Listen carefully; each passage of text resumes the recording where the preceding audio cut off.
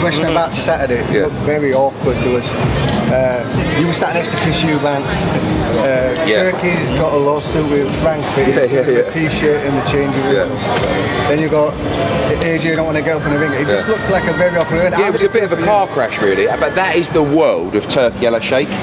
Like I've told you before, he loves the fuckery, right? But we had to stand our ground a little bit. We wasn't trying to be disrespectful, but what we were trying to we were trying to be honest. And I think that's what AJ was really thinking in a situation where it was like, I don't want to get in the ring and tell the world the fight's on when it's not done. And I think that's very reasonable. I mean, I probably would have got in the ring if I was AJ. Turkey would have gone to me, get in the ring, and I would have gone, what? Yeah, go on then. Yes. But he's like, no. Like, well, it's not done. I want to do this right. Obviously, he's been through a lot. I think people all of a sudden are very quick to forget that. The Warren stuff, I don't really know anything about. The Eubank stuff was interesting. I mean, I actually like... I think he can be a real prick, Eubank. I also find him quite amusing at times. I think he really, really fucking hates me, right? And you're turning that around? Which, I'll be honest with you, maybe I'm a little bit biased, but I think it's quite difficult to hate me. Like, if you know me, I mean, listen, I know people might think I'm a knob. I've said this before, but I don't think I'm really like hateable. Maybe I'm wrong. But anyway, I've always thought, one day we'll get on, me and Eubank, because anyway, it doesn't really look like it's happening, to be fair. But there was a few signs of him cracking. Like he sat down next to me, and he always does this. Sits down next to me, and he goes, like, say literally, I'm there, right, and I'm Eubank, and he goes.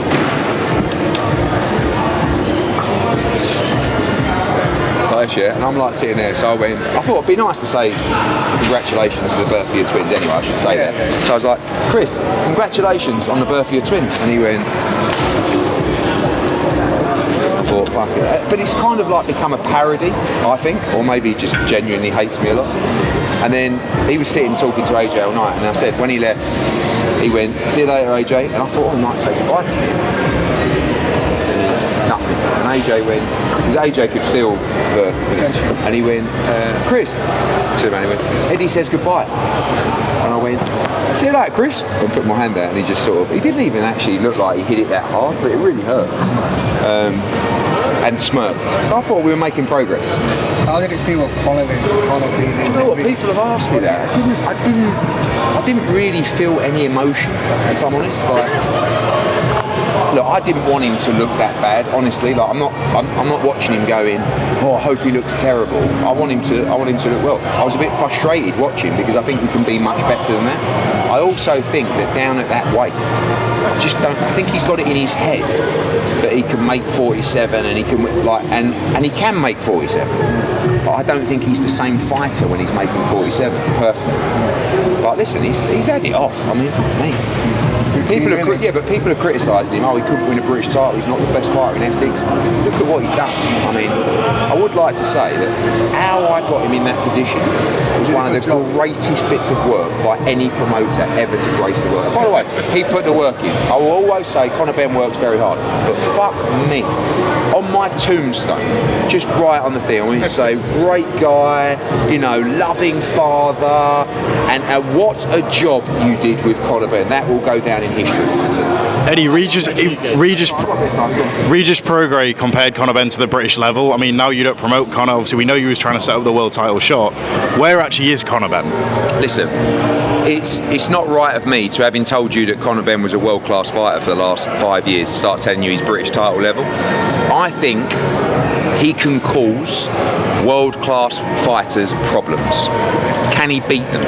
Now, after what I saw on Saturday, not in a million years. But I have seen performances like, and I know people say Eubank was shot or he was ill or he was injured, but I think Conor Benn up at 54 and 60 is a much better fighter.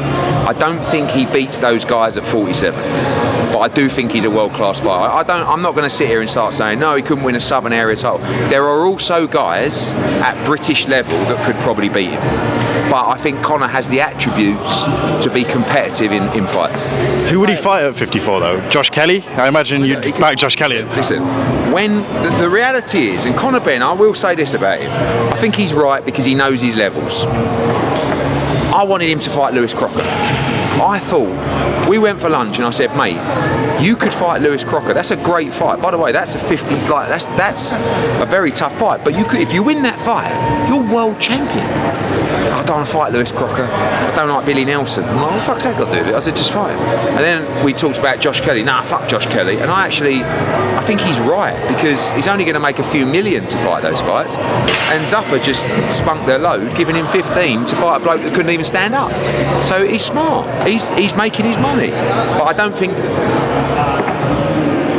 I think there's a difference between mindsets in us and him, where there's a desire to create a legacy and become world champion, and a desire to get money and cars. And I think he leans towards that side, I lean towards the other side. Now if we can do both, that's beautiful. But I think look, he's in a good spot. Ben Rodriguez moves forward with the Antonio Vargas fight. There's a very good chance, yeah. I mean, we've been talking to a number of champions up at 118 pounds.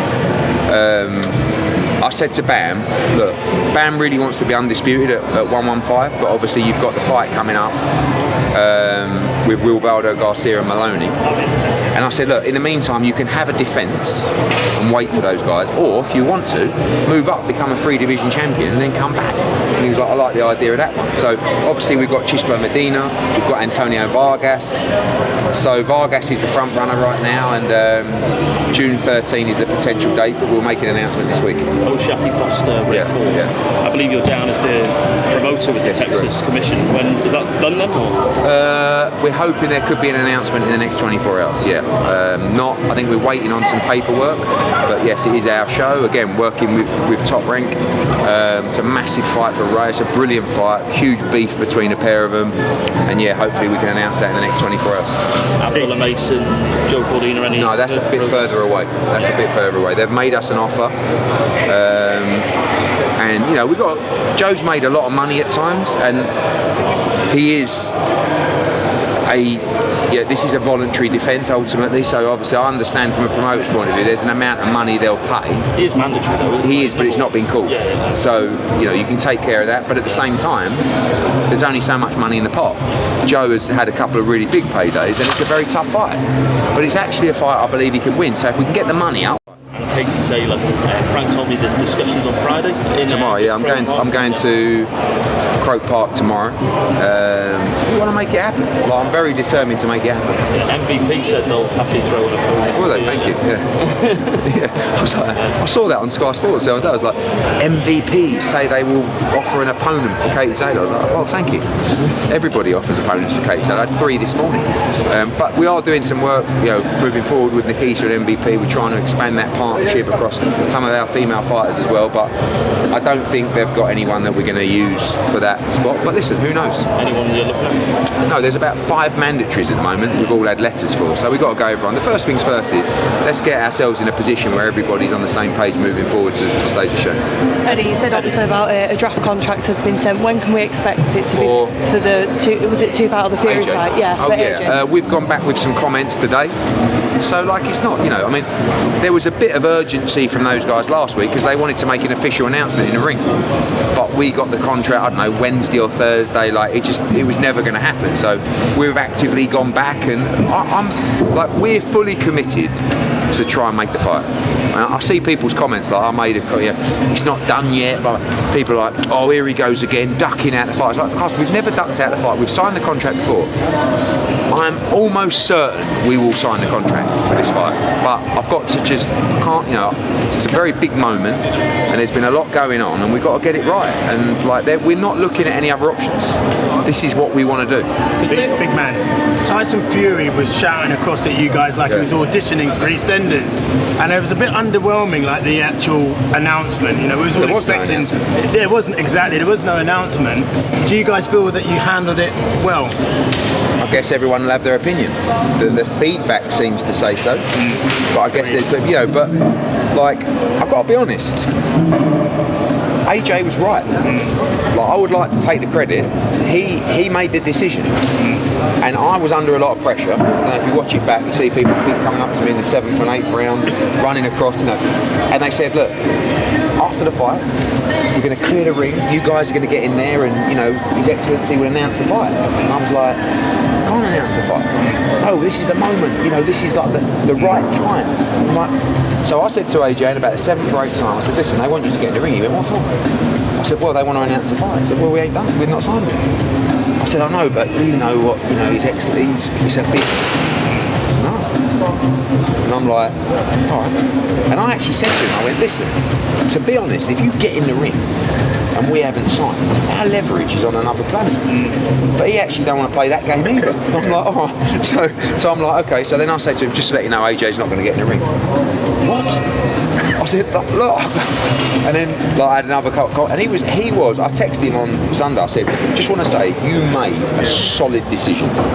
Like, you made the right. There was a lot of pressure. It felt like they tried to make you B-side, to make you feel B-side by making that call. And by the way, if they did, what we quickly did was made ourselves A-side. 100%. Where we went, not tonight, son.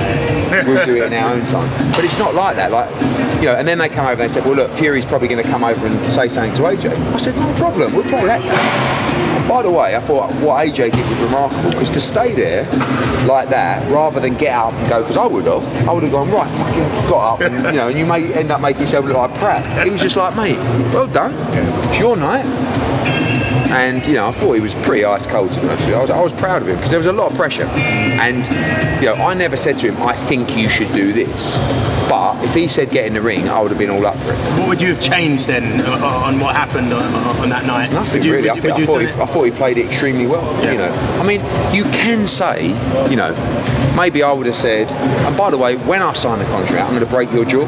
But that's not his style, is it? Let's be honest. Like, if I told him to say that, he'd look at me and go, mate, you're cringe. It's just not him. I probably would have said it, but I've got a big mouth. Last question from me: Dana White versus Eddie Hearn. Sorry, I should turn it around because you're the A-side. Eddie Hearn versus Dana White. Las Vegas. Oh, imagine. New Year's Eve. I'm getting so excited. Where's my ringside ticket? Every time I go to the gym now, I'm like, like shadow boxing and stuff. I mean, I'm pretty terrible, to be honest with you, but I can fight a little bit, and so can he. Like, it wouldn't be awful to watch. You'll have to up the Frank Smith sparring partner. Yeah, but I knew this whole Eddie Dana thing was going to come months ago, in terms of, like, not fighting, but like, and as it's grown, I thought, you know what, this would be huge.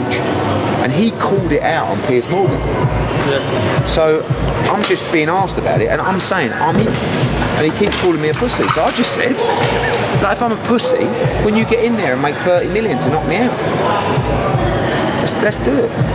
What are your thoughts of him saying it has to be the first fight in the prelims? Well, I think that's outrageous. I mean, that's, mind you, they do get it wrong. I mean, they just gave Conor Benn 15 million for a 10-rounder. So if they want to pay us 30 million to open up the show, but I just feel like it just does massive numbers. And like I said, like, I'm shit, but I'm not a YouTuber shit. Do you know what I mean? I don't mean that disrespectful to YouTubers. But some of them that you watch it and you go, fucking hell, like. And he's all right. I've seen him. I think he's probably the favourite. Eddie, you've expanded to other sports like MMA, now rugby as well. Is there any chance you move to other sports? I mean, I want to learn more about other sports. Like rugby. I played rugby as a kid. Again, like, not for long, but a couple of years. Great sport. Completely lost touch with it. Don't know who anyone is now. I've got another announcement I'll be making regarding a rugby signing in the next 24 hours. Probably one of the biggest names in the sport. And I think then, like, I don't know. We've spoken to a dozen UFC fighters. We'll be signing one or two more. But I'm not a UFC management company. I'm not a rugby management company. I like talent, and I like people who I think are stars. And I think right now, we've got Aspinall, we've got Pollock, great start. We've got 2 or 3 more to come in the next 2 weeks, and then we'll get to 6 or 7, and we'll just have a look at it. But it's been good fun. It's been a good learning curve. Do you have any clues on who the fighters could be in the UFC? No, massive names. Eddie, has Anthony Joshua. Last two. Are you surprised at some of the signs from Zuffa boxing, including like Chris Smith, for example? Like, Surprised? Does it surprise you that they've signed with Zuffa boxing? What, the signings aren't big enough, or what? The talented fighters that they're getting. The talented fighters that they're getting. Talent of fighters. Yeah, so I think you've worked with Chris Smith before. Yeah, but I mean, I think it's a great opportunity for Chris. You've got to look at where people are in their career. Chris, I think, has got a world title fight against Vidal Riley, isn't he, or something like that? Like, we weren't going to make Chris Smith an offer. Queensberry weren't going to make Chris Smith an offer.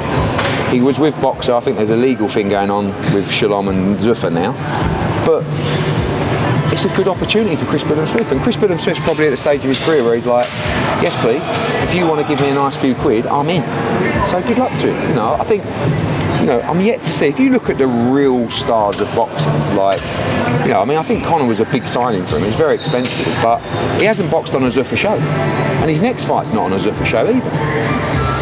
So the Zuffa shows, I'm still, five shows in now? They've got another one coming up. Do you see them as a real threat to you guys? Listen, I say this, I keep giving them all the credit in the world, saying these guys are super smart and super powerful. I do not think they know what they're doing in boxing at all. I don't even think they have a strategy. I think they're going out, seeing who they can get, and then review it in 12 months and go from there. Maybe in 3 or 5 years they will be a powerhouse, but right now they're miles off the pace.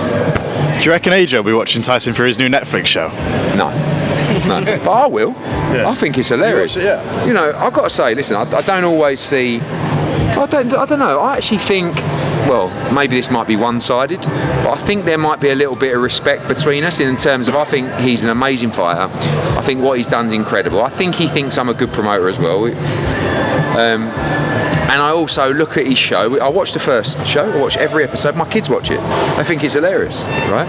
And I like the show. I think never really met Paris Fury. I think what she does is amazing. Like, how many kids they got? 7 or 8. I mean, unbelievable. I think the kids are very funny. I mean, not, I'm sure their language is not everybody, but also, Tyson is what he is. They are what, and it's very real, and I like it. And I think he's a showman. Don't forget, I've done those Netflix shows. They're not easy, but I can imagine Tyson really goes to town on it because he's an actor, really, and he's a showman. And I think it's a good show. So I can't imagine AJ will be sitting up watching the Netflix show, but I will be. Will we ever see it at home with the Hearns? No, definitely not. No. I think when you talk about children and stuff like that, like it's I don't know. I've always wanted to keep mine, but unfortunately, my eldest is getting so into the business now. Like when we signed Tom Aspinall, she's so into the whole Eddie Hearn, Dana White kind of thing. So she's like, when that come out, she's like, what are you going to do now? What's your next move? She goes, everyone's telling you to sign Tom Aspinall. And I went, yeah, I'm going to sign Tom Aspinall. What? That is sick. Yeah. She came to the press conference, the Tom Aspinall press conference. Then we signed Pollock. And obviously her age, she's 16. All of those kids, like Pollock's a god. You sign Henry Pollock, yeah. I'd love for them not to be involved in the business, but it might be too late. All right. Thank you.